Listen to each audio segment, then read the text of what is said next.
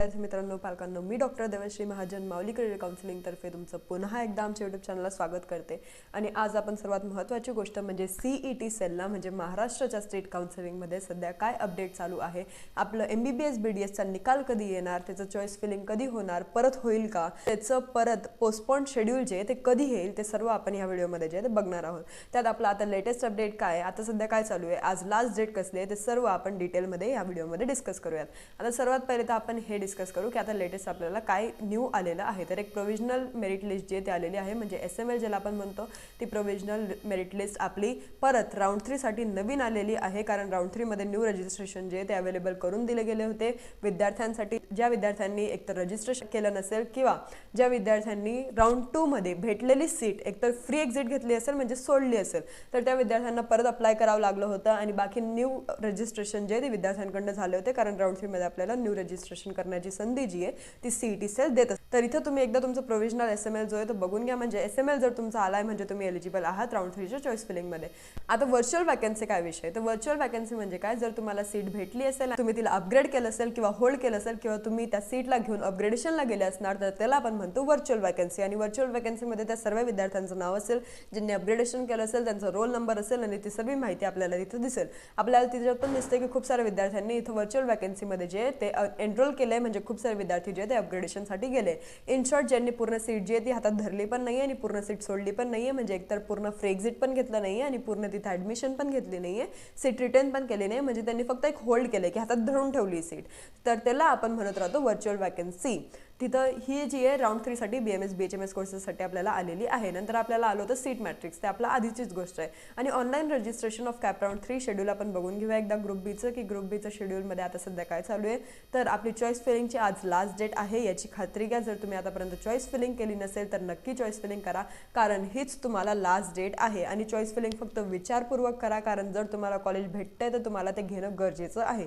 जर तुम्ही ते सोडलं तर तुम्ही पूर्ण राऊंड्समधून जे ते बाहेर पडणार, ग्रुप बीच्या काउन्सिलिंगमधून तुम्ही बाहेर पडणार आणि तुम्हाला परत नवीन रजिस्ट्रेशन जे ते करता येणार नाही, स्टे वॅकन्सीसाठी तुम्हाला जाता येणार नाही। आणि आता डायरेक्ट तुमच्याकडे एकच ऑप्शन राहील, तुम्ही ग्रुप ए मध्ये जे ते जाऊ शकतात।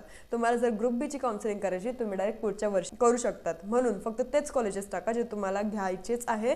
जे कॉलेजेस तुम्हाला घ्यायचेच नाही 100% ते टाकूच नका। जे घेणार तुम्ही सॅटिस्फाईड राहाल, फक्त तेवढेच कॉलेजेस जे ते तुम्ही फिल करा प्रेफरन्स फिलिंगमध्ये किंवा चॉईस फिलिंगमध्ये। आज शेवटची तारीख आहे, जर तुम्ही आत्तापर्यंत केलं नसेल तर आज नक्की करा, आता करा, कारण जर साईटवर लोड आला तर संध्याकाळी काही पण होऊ शकतं।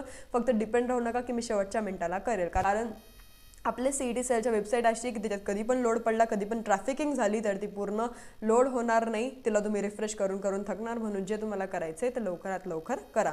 बाकी आपलं जे शेड्यूल आहे ते पुढे काय, तर डिक्लेरेशन ऑफ कॅप राऊंड 3चं सिलेक्शन लिस्ट आपल्याला कधी येणार आहे, तर 25 तारखेला आपल्याला सिलेक्शन लिस्ट जी आहे ती राऊंड 3 ची भेटणार आहे ग्रुप बी साठी। नंतर physical joining and status retention form भरणं कधीपासून आहे, तर 26 तारखेपासून ते 30 तारखेपर्यंत संध्याकाळी 5:30 वाजेपर्यंत आपल्याला वेळ दिला गेलाय की तुम्ही 26 ते 30 मध्ये तुमचं जे फिजिकल जॉईनिंग आहे म्हणजे ॲडमिशन घेणं आहे ते करू शकतात, किंवा रिटेनिंग द सीटचं ते करू शकतात। रिटेनिंग म्हणजे तिथं जाऊन स्टेटस रिटेन्शन फॉर्म भरणं आणि ॲडमिशन घेणं, त्याला आपण म्हणतो रिटेन करणं सीट।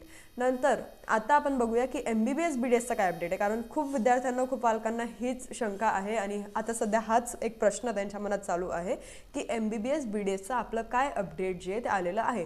तर MBBS BDSचं राऊंड 3 बद्दल आपल्याला एक पोस्टपोनमेंट ऑफ शेड्यूल अशी नोटीस आली होती। इथे तुम्ही बघू शकता postponement of cap round 3 of MBBS BDS courses. आता याच्यात त्यांनी रिझन काय दिला होता की MCCने त्यांचे जे रिझल्ट आहे किंवा त्यांची जी चॉईस फिलिंग आहे ती पोस्टपोन केली, त्यामुळे आपल्याला पोस्टपोन करावं लागतंय। कारण MCC वरच सर्व स्टेट्सची काउन्सिलिंग जी आहे ती डिपेंड राहते। MCCच्या अकॉर्डिंगच सर्व स्टेट्सची काउन्सिलिंग चालू राहते। एकदा MCCने रिझल्ट पब्लिश केला त्यानंतर सर्व स्टेट्सवाल्यांना रिझल्ट पब्लिश करावा लागतो, तर CET सेलला पोस्टपोन करणं भाग होतं। तर आता आपण बघूया की MCCच्या वेबसाईटला काय चालू आहे, कारण सर्व आपलं MCCवर डिपेंड आहे। तर आधी आपल्याला MCCची वेबसाईटची हालचाल बघावं लागेल आणि त्यानंतर आपण गेस करू शकतो की CET सेलच्या वेबसाईटला काय होईल।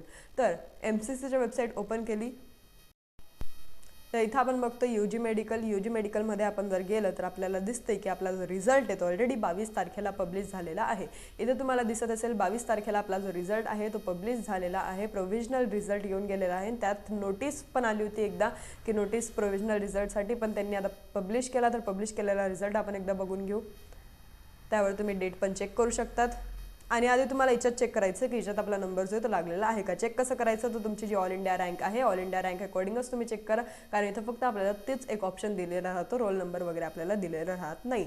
तर आपल्याला हे 22 तारखेला ही नोटीस आली होती, इथं तुम्ही बघू शकता. तर आता आपण एक्सपेक्ट करू शकतो, आजची ऑलरेडी आपल्याला 23 तारीख दिसत आहे, तर आपण एक्सपेक्ट करू शकतो की थोडं 25 किंवा 26 तारखेपर्यंत किंवा थोडं 2-3 दिवसानंतर आपल्याला CET सेलला आपली जी नोटीस आहे, आपलं जे पोस्टपॉन्टमेंट शेड्यूल आहे ते भेटून जाईल. ग्रुप ए साठी म्हणजे MBBS BD काय पोस्टपॉन्ट झालंय, आपला रिझल्ट कधी लागणार, हे सर्व आपल्याला माहिती जी आहे ती CET सेलला येऊन जाईल. म्हणजे आपण एक्सपेक्ट करू शकतो की लवकरात लवकर आपली जी अपडेट आहे ग्रुप ए ची ती CET सेल आपल्याला अपडेट करेल, आणि एकदा अपडेट झाल्यावर आम्ही लवकरात लवकर त्यावर व्हिडिओ बनवायचा प्रयत्न करू आणि तुम्हाला सगळ्यांना ते अपडेट देण्याचा प्रयत्न करू.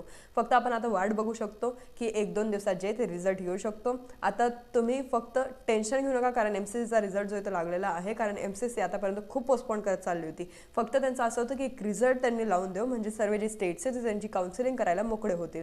तर त्यांनी आता रिझल्ट त्यांचा लावलेला आहे. आपण एक्सपेक्ट करू शकतो की CET सेल पण त्यांचा रिझल्ट जो आहे तो लवकरात लवकर लावण्याचा प्रयत्न करेल, आणि बाकीचे डाऊट्स जे ते आपण पुढच्या व्हिडिओमध्ये सॉल्व्ह करण्याचा प्रयत्न करू. आणि बाकी जर तुम्हाला अजून वाटत असेल या टॉपिकवर एक व्हिडिओ बनवा, तर ते पण आपण पुढच्या व्हिडिओमध्ये कव्हर करण्याचा प्रयत्न करू. जर तुम्ही आतापर्यंत सबस्क्राईब केलं नसेल तर नक्की सबस्क्राईब करा. धन्यवाद.